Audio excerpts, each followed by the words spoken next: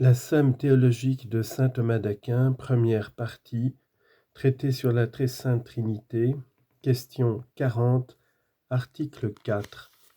Les actes notionnels précèdent-ils dans l'intelligence les propriétés ? La génération est l'acte de la personne du Père, or la paternité constitue la personne du Père, donc la paternité précède intellectuellement la génération. Sommaire. L'origine, prise passivement, précède les propriétés même personnelles des personnes procédantes. Prise activement, elle précède la relation non personnelle de la personne qui produit la procession. Corps de l'article. Il faut dire ceci.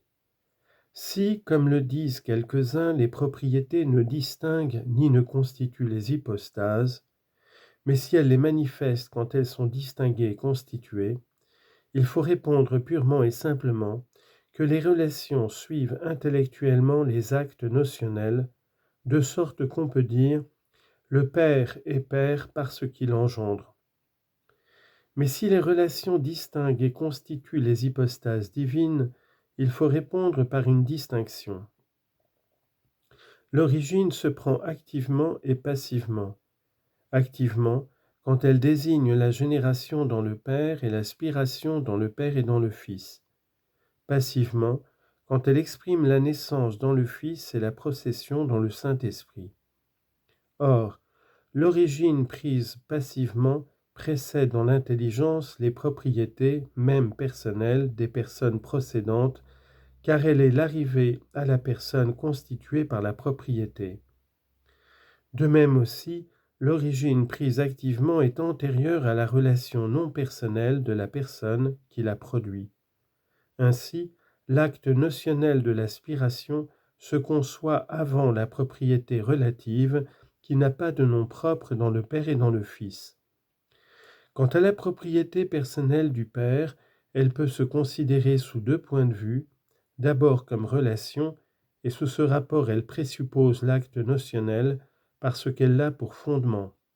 Ensuite, comme constituant la personne, et dès lors elle précède l'acte notionnel, de même que la personne, agissant, précède l'action. Première objection. Nous lisons dans le Maître des Sentences, 1.27. Le Père est toujours Père parce qu'il a toujours engendré. Donc la génération précède intellectuellement la paternité. Réponse.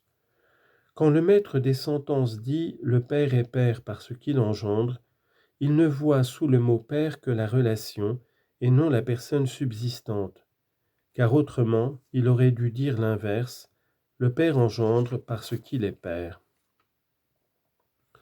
Deuxième objection.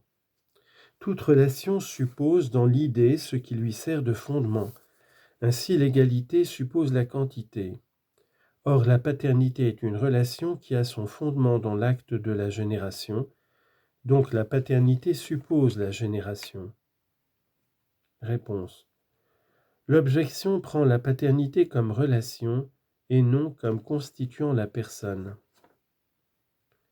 Troisième objection. Ce que la génération active est à la paternité, la naissance l'est à la filiation. Or la filiation présuppose la naissance, car le Fils n'est que parce qu'il est né. Donc la paternité présuppose aussi la génération.